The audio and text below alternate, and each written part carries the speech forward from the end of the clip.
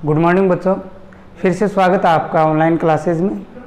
जैसा कि हम बात आपके चैप्टर नंबर 20 की कर रहे थे। चैप्टर नंबर 20 बायो एनर्जी, जैव ऊर्जा। बायो एनर्जी, जैव ऊर्जा की हम लोग बात कर रहे थे। बायो एनर्जी के अंदर जो हम लास्ट टॉपिक पढ़ा था वो पढ़ा था मेन सोर्स ऑफ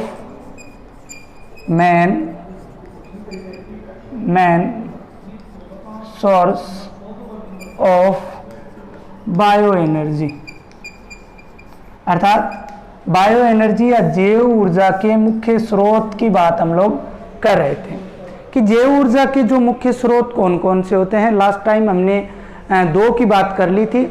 एक तो हमने बात की थी बायोमास, और दूसरी बात हमने किसकी की थी, फायरवुड। अर्थात बायोमास का मतलब क्या होता है, जैव बाहर, और दूसरा हमने क्या पढ़ा था, फायरवुड या फिर जलाऊ काष्ठ इसे हम बोल सकते हैं। इनकी बात हमने विस्तार से कर ली थी। अब आज का जो हमारा टॉपिक रहेगा 3 नंबर, वो रहेगा 3 नंबर की बात करेंगे, बायोगैस एंड मैथेन।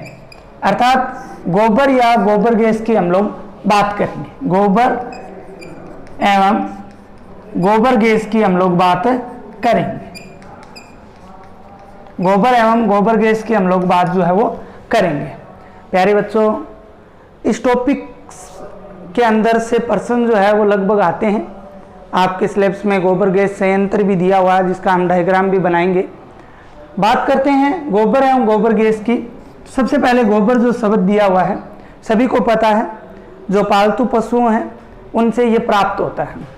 और पालतू पशुओं से जो गोबर, जो उनका अपशिष्ट पदार्थ होता है, गोबर जिसे कहा जाता है, उसको सामान्यतः अगर हम बात करें तो केंडे बनाने, केंडे का मतलब होता है थेपड़ी बनाकर उसको ईंधन के रूप में काम में लिया जाता है या जलाने के रूप में काम में लिया जाता है। सभी को पता है, ठीक है। केंडे या थेपड़ी बनाकर उनको ईंधन के रूप में या जलाने के रूप में काम में लिया जाता है।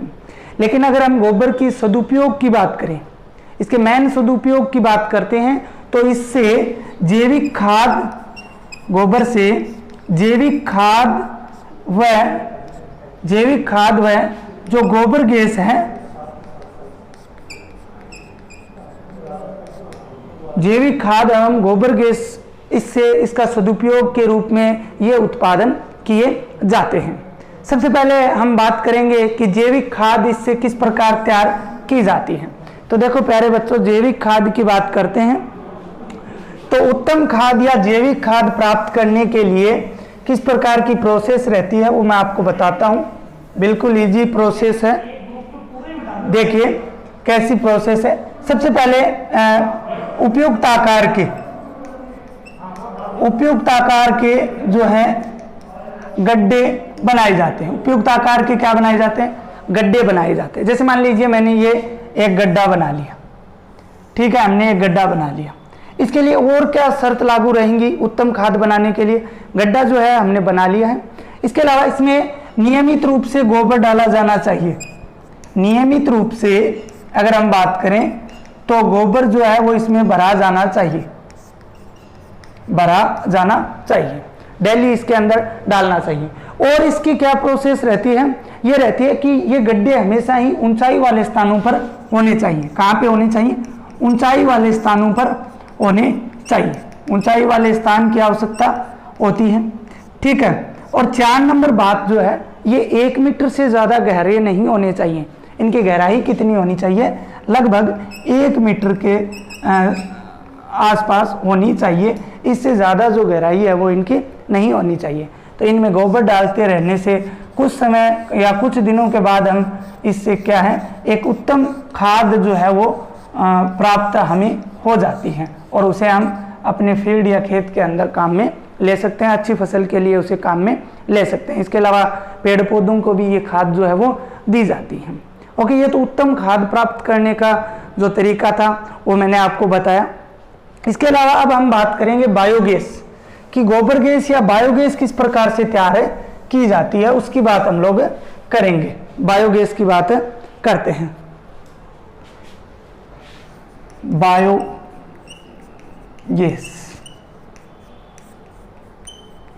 बायोगैस।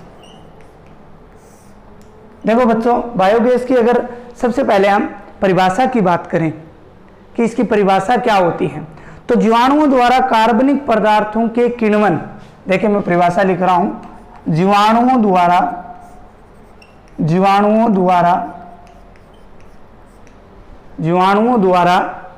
कार्बनिक पदार्थों, जीवाणुओं द्वारा कार्बनिक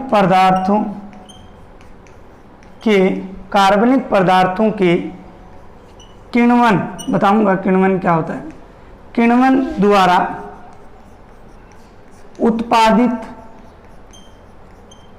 उत्पादित गैस को क्या कहा जाता है, बायोगैस कहा जाता है। उत्पादित गैस क्या कहलाती है, बायोगैस कहलाती है। अब इसको समझते हैं क्या होता है। देखिए, जीवाणुओं द्वारा, बैक्टीरिया जो होते हैं उनका उपयोग करके, पूरी प्रोसेस भी हम पढ़ेंगे अभी, किस प्रकार से इसका जो संयंत्र होता है और किस प्रकार से जीवाणु जो है वो अपना काम जो है करते हैं। तो जीवाणुओं द्वारा जो कार्बनिक पदार्थ हैं, ऑर्गेनिक कंपाउंड्स जो हैं या ऑर्गेनिक मैटर्स जो भी हैं, उनको जीवाणुओं द्वारा उनका क्या किया जाता है, किण्वन किया जाता है। किण्वन का मतलब होता है ऐसी क्रिया जो ऑक्सीजन की अनुपस्थिति में होती हो। इसके अंदर ऑक्सीजन की उपस्थिति, जैसे एक तो दहन होता है, दहन का मतलब होता है जलाना, जिसमें ऑक्सीजन की आवश्यकता होती है। अगर हम किसी वस्तु को जलाते हैं तो उसके लिए हमें ऑक्सीजन चाहिए, बिना ऑक्सीजन के हम उसको नहीं जला पाएंगे, ठीक है। तो लेकिन किण्वन की क्रिया ऐसी क्रिया होती है जो बिना ऑक्सीजन के होती है। तो बैक्टीरिया द्वारा इन कार्बनिक पदार्थों को किण्वन के माध्यम से जो गैस उत्पादित होती है, उस गैस को ही क्या बोला जाता है, बायोगैस कहा जाता है। उस उत्पादित गैस को ही क्या कहा जाता है, बायोगैस कहा जाता है। अब भारत में बायोगैस की बात करते हैं, तो भारत में बायोगैस के लिए गोबर काम में लिया जाता है। पशुओं से प्राप्त जो अपशिष्ट है गोबर, उसको काम में लिया जाता है। और बच्चों, इस गोबर का उपयोग जो है हर गांव में लगभग ये मिलता है। तो गांव में भारत के अंदर बहुत सारे गांव के अंदर इसके गोबर गैस संयंत्र भी संचालित किए जा चुके हैं। गोबर गैस संयंत्र जो है वो संचालित किए गए हैं। दो फायदे हैं इसके। एक फायदा ये होता है कि हमें बायोगैस प्राप्त होगी, ईंधन के रूप में हम उस काम में ले सकते हैं। दूसरा फायदा, इससे पर्यावरण प्रदूषण बहुत कम स्तर तक कम होता है। पर्यावरण प्रदूषण जो है वो क्या होता है, कम होता है। तो गोबर गैस संयंत्र जो है वो स्थापित किए जाते हैं। अब हम बात करते हैं गोबर गैस संयंत्र जो है उसमें अवायवीय किण्वन की जो क्रिया होती है, गोबर गैस संयंत्र में जो अवायवीय किण्वन की जो क्रिया होती है वो 3 चरणों में पूर्ण होती है। कितने चरणों में पूर्ण होती है, 3 चरणों। देखिए 3 चरणों में पूर्ण होती है। कौन कौन से चरण हैं, एक गोबर गैस संयंत्र, इसमें अगर हम बात करते हैं वायवीय किण्वन की बात करते हैं तो वो 3 चरणों में पूर्ण होता है।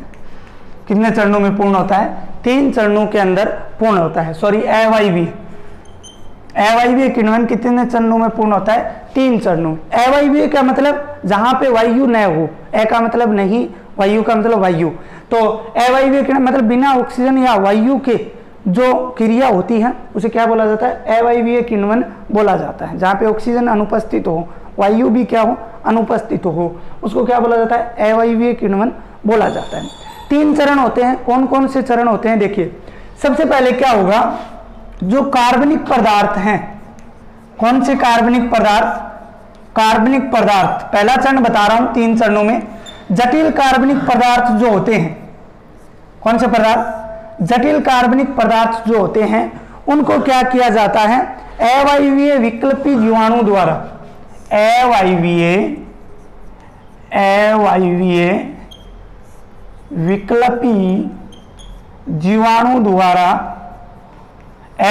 विकल्पी जीवाणु द्वारा सरल पदार्थों में बदल दिया जाता है। किस में बदल दिया जाता है? सरल पदार्थों में बदल दिया जाता है। फिर से देखिए पहले चरण में क्या हो रहा है। पहले चरण के अंदर जो जटिल कार्बनिक पदार्थ हैं, जैसे आपको बताता हूं जटिल कार्बनिक पदार्थ सेलुलोज है। सेलुलोज के अलावा अगर हम बात करें तो हेमीसेलुलोज है। कौन सा है? हेमीसेलुलोज है। ठीक है, ये जटिल कार्बनिक पदार्थ होते हैं। इनको अवायवीय विकल्पी जो जीवाणु होते हैं, उदाहरण नहीं है कोई बात नहीं है, अवायवीय विकल्पी जीवाणु जो होते हैं वो सरल पदार्थों में बदल देते हैं। किस में बदल देते हैं? सरल पदार्थों में बदल देते हैं। इसके बाद में आता है चरण नंबर 2। कौन सा चरण आता है? चरण नंबर 2 आता है। चरण नंबर 2 में क्या होता है? जो जीवाणु आंशिक वायवीय व आंशिक अवायवीय किण्वन द्वारा जीवाणु जो होते हैं इस सरल पदार्थों को, कौन से पदार्थों को? सरल पदार्थों को, जो यहां हमें प्राप्त हुआ है पहले चरण में, इन सरल पदार्थों को कौन से वायवीय अवायवीय आंशिक जीवाणु व वायवीय आंशिक जीवाणु किण्वन द्वारा, किसके द्वारा? किण्वन द्वारा। किसके द्वारा? किण्वन द्वारा इनको पहले तो कार्बनिक अम्ल में बदलते हैं। किस में बदलते हैं? कार्बनिक अम्लों में बदलते हैं। किस में बदलते हैं? कार्बनिक अम्लों में बदलते हैं। और कार्बनिक अम्ल के बाद में इसको एसिटिक अम्ल में बदल देते हैं। किस में बदल देते हैं? एसिटिक अम्ल में बदल देते हैं। दूसरे चरण में प्यारे बच्चों क्या होगा कि जो सरल पदार्थ पहले चरण में प्राप्त हुए हैं वो सरल पदार्थों को अवायवीय आंशिक जीवाणु व वायवीय आंशिक जीवाणु किण्वन क्रिया द्वारा, कौन सी क्रिया द्वारा? किण्वन क्रिया द्वारा उसको किस में बदल देते हैं? कार्बनिक अम्लों में बदल देते हैं। पहले कार्बनिक अम्लों में बदलते हैं, उसके बाद में इनको एसिटिक अम्ल के अंदर बदल देते हैं। ठीक है, तीसरा चरण क्या होगा? तीसरे चरण में जो ये एसिटिक अम्ल हमें प्राप्त हुआ है, एसिटिक अम्ल जो प्राप्त हुआ है, इस एसिटिक अम्ल को मिथेनोबैक्टीरियम जीवाणु, मिथेनोबैक्टीरियम जीवाणु जो है वो इसको मीथेन में परिवर्तित कर देता है। किसमें? मीथेन में परिवर्तित कर देता है। किसमें परिवर्तित कर देता है? मीथेन। क्योंकि मिथेनोबैक्टीरियम जीवाणु का क्या काम होता है? कार्बनिक पदार्थों को किस में बदलना? मीथेन के अंदर बदलना। क्या कहलाता है? जो मिथेनोबैक्टीरियम जीवाणु जो होते हैं वो ये काम करते हैं। तो इसको किस में बदल देता है? मीथेन में जो है ऑक्सीकृत कर देता है। ये तो ठीक है, गैस बन गई। इसके अलावा जो अपशिष्ट बचता है गोबर गैस संयंत्र के अंदर, अब जो अपशिष्ट बचता है उसे सलरी कहा जाता है। उसे क्या कहा जाता है? सलरी कहा जाता है। ये बहुत इंपॉर्टेंट शब्द है। उसे क्या कहा जाता है? सलरी कहा जाता है। इस सलरी को खाद के रूप में काम में लिया जा सकता है। किसके रूप में? खाद के रूप में इसको हम काम में ले सकते हैं। किसको? सलरी को। सलरी किसे कहा जाता है? जैसे ही मीथेन तैयार हो जाती है, उसके अलावा जो अपशिष्ट कचरा जो बचता है गोबर गैस संयंत्र के अंदर, उसे क्या कहा जाता है? सलरी कहा जाता है। तो प्यारे बच्चों, ये था गोबर गैस संयंत्र। गोबर गैस संयंत्र की हम डायग्राम की बात करें कि इसका डायग्राम कैसा होता है, तो मैं आपको डायग्राम भी दिखाता हूं। लेकिन उससे पहले देखिए, आप ये तीनों चरण आपको समझ में आ गए आसानी से, या आप इस प्रकार से भी बोर्ड से लिख सकते हो। मैंने सीधा लिखा है। देखिए, इसका जो संयंत्र होता है वो इस प्रकार का होता है। इस प्रकार से एक टैंक होता है। ठीक है, इसके ऊपर एक गैस होल्डर लगा हुआ रहता है। क्या लगा हुआ रहता है? गैस होल्डर जो है वो लगा हुआ रहता है इस प्रकार से। ठीक है, इस प्रकार से एक गैस होल्डर जो है वो लगा हुआ रहता है। ठीक है, इसके ऊपर गैस सप्लाई के लिए एक नली लगी हुई रहती है। किसके लिए? गैस सप्लाई के लिए एक नली लगी हुई रहती है। गैस सप्लाई के लिए हो गई। ये गैस होल्डर हो गया, होल्डर। ठीक है, इसके अंदर CH4 प्लस CO2 प्लस इसके अलावा और भी हो सकती हैं। ठीक है, अब देखिए इसके अंदर गोबर किस प्रकार से हम लोग डालेंगे। तो इसके लिए यहाँ पे इस प्रकार से लगा हुआ रहता है। यह होता है डाइजेस्टर। ठीक है ना, इस डाइजेस्टर के अंदर जो अगर बात करें, इस टैंक के अंदर, बड़े वाले टैंक के अंदर जो है वो गोबर और पानी क्या पहुंचाया जाता है। एक साइड से गोबर डाला जाता है, इसमें गोबर डाला जाता है, दूसरी साइड से जल डाला जाता है। क्या डाला जाता है? जल डाला जाता है और वो इसके अंदर आता है। दूसरी तरफ अगर बात करें, दूसरी तरफ इस प्रकार से एक और यहाँ पे लगा हुआ रहता है। ठीक है, ये एक गोबर संयंत्र का डायग्राम होता है। किसका? गोबर गैस संयंत्र। मैंने आपके नोट्स के अंदर इसको बना दिया है, आप लोग इसको आसानी से याद कर लेना। बहुत बार प्रश्न पूछा जाता है गोबर गैस संयंत्र की पूरी प्रोसेस बताइए बायोगैस निर्माण की। जैसे इसके अंदर गैस बनती है, गोबर और जल जो है वो इसके माध्यम से इसके अंदर आ जाएंगे, इसके अंदर भरे रहते हैं। बढ़ने के बाद में ये गैस होल्डर होता है, जैसे जैसे गैस बनती है ये ऊपर उठता जाता है और ये गैस जो है वो बनने के बाद में इस नली के माध्यम से बाहर उसको निकाला जाता है या काम में लिया जाता है, ये इकट्ठा किया जाता है। इसके अलावा यहाँ पे जो सलरी है वो इसकी शेष रहती है, जिसको सलरी, जिसको हम किस रूप में काम में लेते हैं? खाद के रूप में काम में लेते हैं। अब अगर हम बात करें कि जो बायोगैस होती है वो प्राकृतिक, बायोगैस की जो क्षमता होती है वो प्राकृतिक गैस से कम होती है। इस गैस की अगर हम नेचुरल गैस से अगर इसको समानता में लें तो इसकी क्षमता कम होती है। अब कई बार कारण पूछा जाता है कि क्षमता का क्यों कम होती है क्षमता? क्योंकि बायोगैस के अंदर बच्चों 31% CO2 रहती है, 31% क्या रहती है? CO2 रहती है, जिसके कारण क्या होता है? इसकी क्षमता प्राकृतिक गैस से कम होती है। जैसे जैसे CO2 की मात्रा घटती जाएगी, जैसे जैसे CO2 की मात्रा घटती जाएगी तो इसका ऊष्मा का मान जो है वो भी बढ़ता जाएगा और इसकी क्षमता भी बढ़ती जाएगी। इसके अलावा एक नोट में और बात बता देता हूँ आप लोगों को। नोट के अंदर बात यह है कि अगर बात करें गोबर गैस, इसके स्टेशन की बात करें, गोबर गैस अनुसंधान स्टेशन, गोबर गैस अनुसंधान स्टेशन, ये कहाँ पर है? ये भी आपके दिया हुआ प्रश्न पूछा जा सकता है कि गोबर गैस अनुसंधान स्टेशन कहाँ पर है। इसका निर्माण 1961 के अंदर, 1961 में जो यूपी है, उत्तर प्रदेश का एक जिला है इटावा जिले का एक स्थान है अजीतमल स्थान है। उस अजीतमल स्थान पर इसकी स्थापना जो है वो 1961 के अंदर की गई है। कब की गई है? 1961 के अंदर यहाँ पर की गई है। तो प्यारे बच्चों, ये हमारा 3 number, 1 number biomass, 2 firewood and 3 biogas and methane जो है वो आपका कंप्लीट हो चुका है। इसके बाद में हम 4 नंबर की बात जो है वो कल वाली वीडियो में करेंगे। अपने टेस्ट की तैयारी करें, ठीक है। और टेस्ट आपके 18वें चैप्टर का होगा और आपकी कॉपी चेक करके आपको जैसे पीछे नंबर सुनाए गए थे वैसे नंबर जो है उसकी लिस्ट आपको मिलेगी।